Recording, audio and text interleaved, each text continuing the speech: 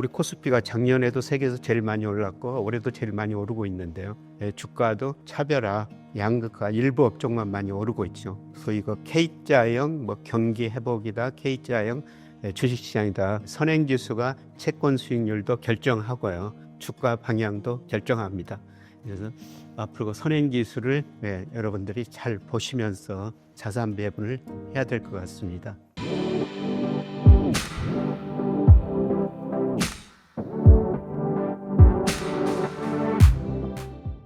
여러분 안녕하십니까?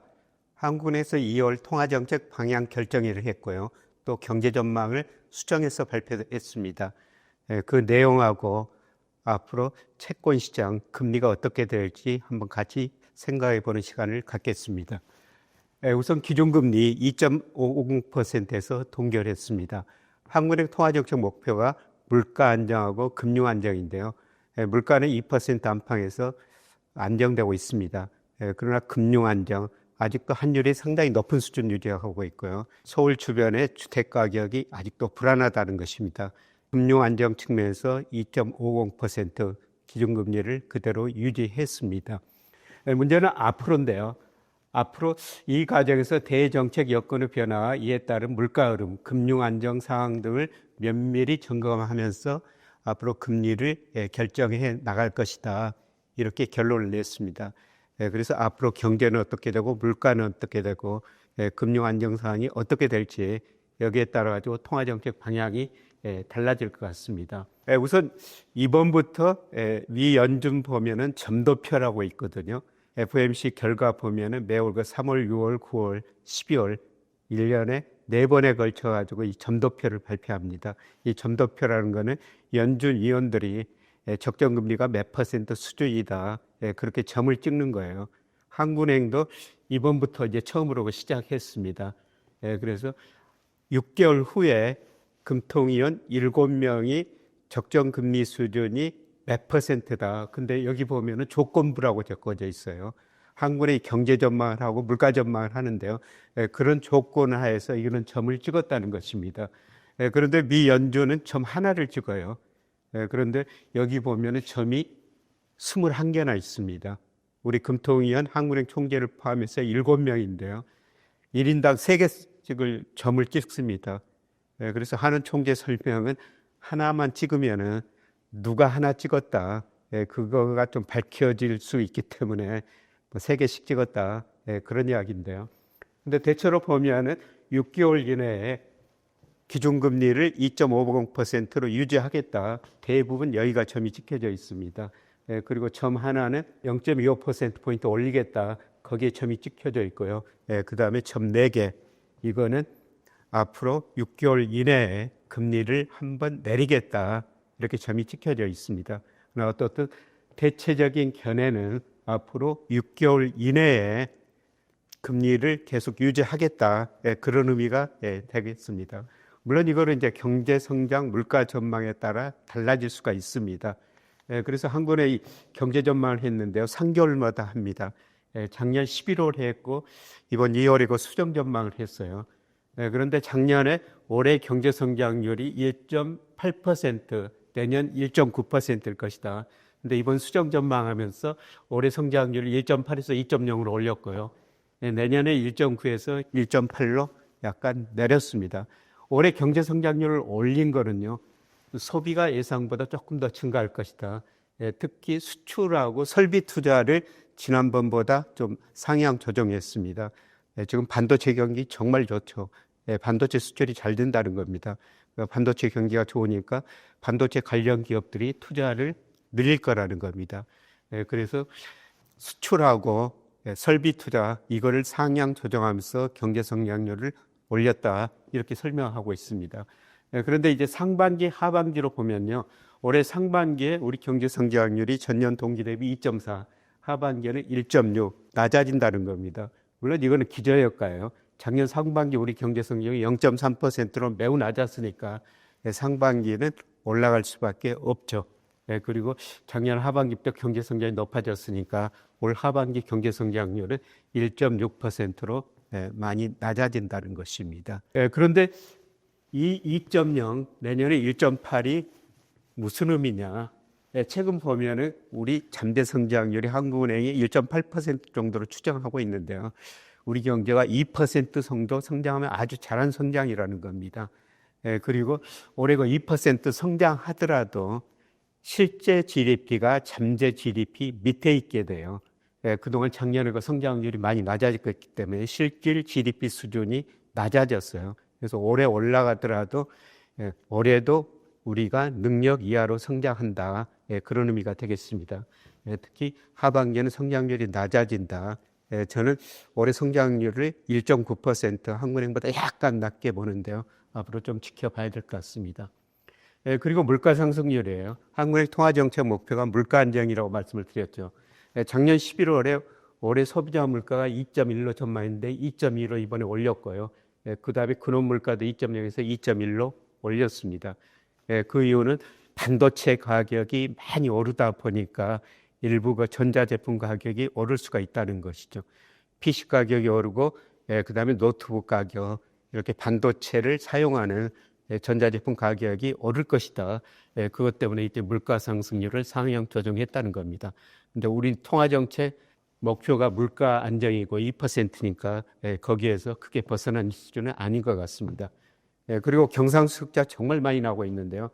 작년 11월에 우리 올해 경상수 흑자가 1,300억 달러 정도 날 것이다. 그런데 이번에 그 1,700억 달러로 많이 상향 조정했습니다. 전반적으로 한국은행 경제 전망 보면은 작년 11월보다 경제 성장률하고 물가를 올렸다. 경제성이 올라가니까 수요가 좀 증가하면서 물가도 오를 수 있다.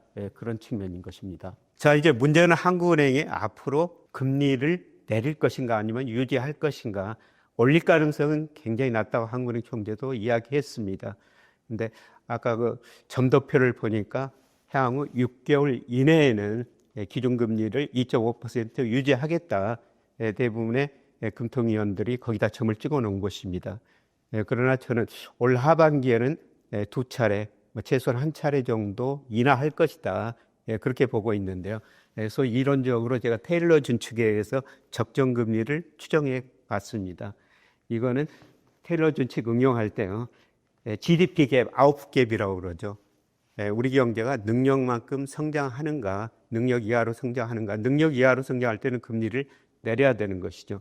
그런데 제가 추정해 보니까 아직도 그 GDP 갭이 많이 났습니다. 그리고 근원 물가가 한국은행에서 2.1%라고 전망해 놨는데요. 저는 2.0으로 전망하고 있습니다. 그래서 이런 GDP 갭이나 그런 소비자 물가를 고려했을 때 제가 적정금리를 추정해 보면은 2% 안팎으로 나오고 있습니다.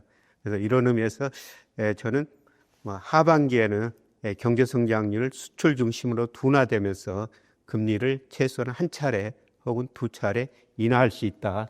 그렇게 전망하고 있습니다. 최근에 국고채 수익률하고 기준금리 격차가 좀 확대됐었어요. 한국은행 총재도 이 스프레드가 너무 벌어졌다. 얼마 전에 국고채 3년 수익률이 대표적인 시장금리입니다만 3.27%까지 올라갔죠. 기준금리 2.5% 이 거리가 너무 벗어났다는 것입니다.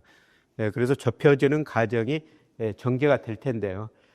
저는 2월이 금리가 고점이었다 이렇게 지금 보고 있습니다.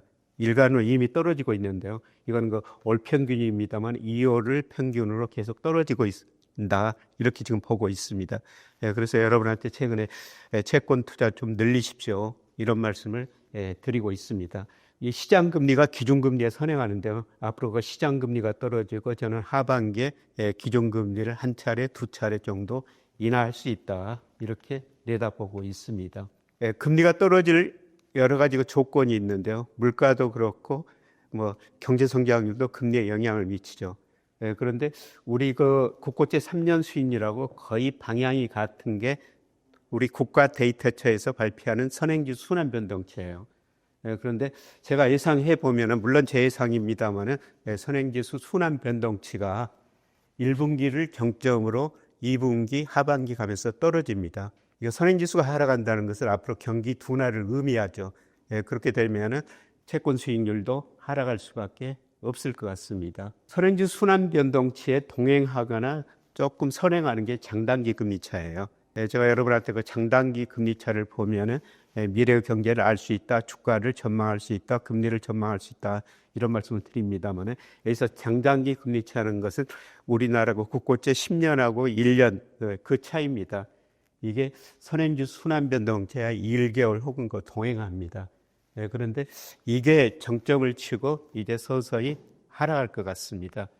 그래서 이거는 그 일별 자료인데요. 이미 보면은 정점을 치고 하락하는 모습이 일별로 나타나고 있습니다. 물론 조금 더 추세를 봐야 될 것 같습니다만 제가 보기에는 장단기 금리차가 2월 말을 정점으로 이제 하락 추세에 접어들었다가 그래서 월별로 보더라도 3월부터는 장단기 금리차가 축소되고 선행지 순환 변동치도 하락한다. 선행지 순환 변동치가 하락하면은 금리도 떨어진다. 이런 말씀을 드렸습니다. 그래서 여러분한테 계속 그 채권 투자를 좀 하셔야 됩니다. 늘리셔야 됩니다. 이런 말씀을 드리고요. 그 다음에 장기적으로는 제가 여러 번 말씀드려서 간단히 말씀드리겠습니다만은 이게 우리나라 은행 대출금리, 예금금리입니다만은 장기 추세가 계속 하락하고 있죠. 이미 2022년 중기 추세로 보면은 여기를 정점으로 하락 과정이라는 겁니다. 최근에 반등했는데요. 일시적인 반등이라고 보고 있습니다. 장기적으로 보면은 우리 잠재 성장률이 계속 하락한다는 거죠. 우리 잠재 성장률이 현재 1.8% 안팎인데요. 주로 그 노동 감소 때문에 계속 떨어지고 2040년대 가면은 0%대에 진입할 수가 있다는 겁니다. 금리에는 실질 GDP 성장률이 반영되어 있는데요. 경제 성장이 낮아지니까 금리도 하락할 수밖에 없을 거라는 겁니다. 그리고 우리 경제 전체적으로 보면은 저축률이 투자율보다 높습니다. 경제 전체적으로 보면은 자금의 공급이 수요보다 많다는 것입니다. 그리고 작년 9월 말 현재 한국은행 자금순환에 따르면은 우리 기업들이 가지고 있는 현금성 자산이 981조 원 정도 됩니다. 대기업들이 현금을 많이 가지고 있다는 거죠. 투자는 과거보다 그렇게 많이 하지 않고 있습니다. 그래서 대기업들이 은행에서 돈을 덜 빌렸으면서 은행은 채권을 살 수밖에 없습니다. 그래서 금리는 하락 추세에 접어들었고 장기적으로 하락할 것이다. 이런 의미에서 채권 투자를 권유하는 것입니다. 참고로 최근에 그 한국은행이 소비자 동향, 기업 경기 실사 지수 이런 걸 발표했습니다. 우선 소비자 심리 지수는 계속 100을 넘고 있어요. 100이라는 게 뭐냐면은 2003년 이후 평균치입니다. 그래서 100이 넘으면 우리 가계가 과거 평균보다 낙관적이다. 100 이하면 비관적이다 그러는데요. 최근에 가계를 100 넘어서고 있습니다. 그래서 최근에 상당히 높은 수준에서 정체를 보이고 있습니다만 우리 가계는 심리가 낙관적입니다. 그러나 기업 심리 지수를 보면요. 최악의 상황 벗어났습니다만 아직도 100을 훨씬 밑돌고 있어요. 그래서 가계는 경기를 상대적으로 낙관적으로 보고 있는데 기업은 그 최악의 상황을 벗어났다고 생각하고 있습니다만 기업은 경기를 그렇게 낙관적으로 보지 않고 있다 이렇게 보고 있습니다. 사실 가계하고 기업하고 누가 경기를 더 잘 판단하느냐 이거는 그 두고 봐야 될 것 같습니다만 기업들 아마 경기 판단력이 조금 더 현실에 가깝지 않을까. 소비자 심리하고 기업 심리를 합친 걸 경제 심리라고 그러는데요. 특히 소비자 심리 지수가 개선되면서 경제 심리도 전반적으로 개선이 되고 있습니다. 그러나 코스피하고 비교해 보면요. 코스피 정말 많이 올랐죠. 그런데 과거 보면은 코스피가 이렇게 오르면 경제 심리 지수가 100이 넘고 굉장히 좋았거든요. 그런데 최근에 들어와가지고 이렇게 경제 심리 지수하고 코스피하고 많이 벌어졌어요. 그 이유는 주식을 모두가 가지고 있는 건 아니죠. 주식을 가지고 계신 분들은 심리가 많이 개선됐을 텐데요. 주식을 안 가지고 계신 분도 많이 있을 거라는 겁니다. 그리고 주가가 우리 코스피가 작년에도 세계에서 제일 많이 올랐고 올해도 제일 많이 오르고 있는데요. 주가도 차별화, 양극화 일부 업종만 많이 오르고 있죠. 그래서 이거 K자형 경기 회복이다, K자형 주식시장이다 그런 이야기를 하는데요. 그런 거 차별화가 심화돼 가지고 아마 주가 상승만큼 기업 경제 심리가 개선되지 않을 것 같습니다. 그런데 결국은 이게 조금 좁혀질 수밖에 없어요. 그런데 앞서 말씀드렸습니다마는 선행지수가 채권 수익률도 결정하고요. 주가 방향도 결정합니다. 선행지수 순환변동치 하락할 때는 주가하고 금리가 같이 떨어집니다. 그래서 앞으로 선행지수를 여러분들이 잘 보시면서 자산 배분을 해야 될 것 같습니다. 어떻든 거 요약해서 말씀을 드리면요. 한국의 경제 전망 보면은 작년 11월보다도 투자 수출이 늘어나면서 경제 전망을 상향 조정했습니다. 그리고 거기에 따라 향후 6개월 이내에 기준금리를 2.50%에서 동결할 것이다. 이렇게 한국의 금통위원들이고 점도표를 찍어놨습니다만은 그거는 조건부라는 겁니다. 앞으로 경제 성장, 물가 상승률, 물가 안정, 금융 안정 이런 사항이 어떻게 변하느냐 거기에 딸려 있는데요. 그런데 제 견해는 선행지수 순환 변동치가 아마 1분기를 정점으로 2분기 하반기로 갈수록 떨어질 가능성이 높다. 그러면은 한국이 생각한 것보다 경제 성장률이 더 둔화될 수가 있다는 것입니다. 그래서 저는 하반기에 최소한 한 차례 혹은 두 차례 정도 금리를 인하할 것이다. 이런 의미에서 최근에 여러분한테 채권 비중을 다소 높여달라 이렇게 계속 말씀을 드리고 있습니다. 그래서 앞으로도 우리 국가 데이터처나 그다음에 OECD에서 우리 선행지수를 발표하는데요. 여러분도 관심 있게 좀 지켜보시고 저도 발표될 때마다 분석해서 전망해서 말씀을 드리도록 하겠습니다. 고맙습니다. 최근 저를 사칭한 가짜 계정이 꾸준히 제보되고 있습니다. 저는 현재 공식적으로 운영 중인 유튜브 김영희 경제스쿨과 어스와 함께 진행하는 자산배분 포트폴리오 멤버십 그리고 실전 투자 교실에서만 여러분과 소통하고 있습니다. 제가 직접 말씀드린 이 공식 채널을 제외한 모든 카카오톡, 밴드, 텔레그램, 인스타그램 계정은 저를 사칭한 가짜이므로 구독자 여러분께서는 각별히 주의하시기 바랍니다. 이러한 사칭의 행위는 저의 성명과 초상을 무단으로 도용하여 여러분을 기망하는 명백한 범죄 행위나 다름없습니다.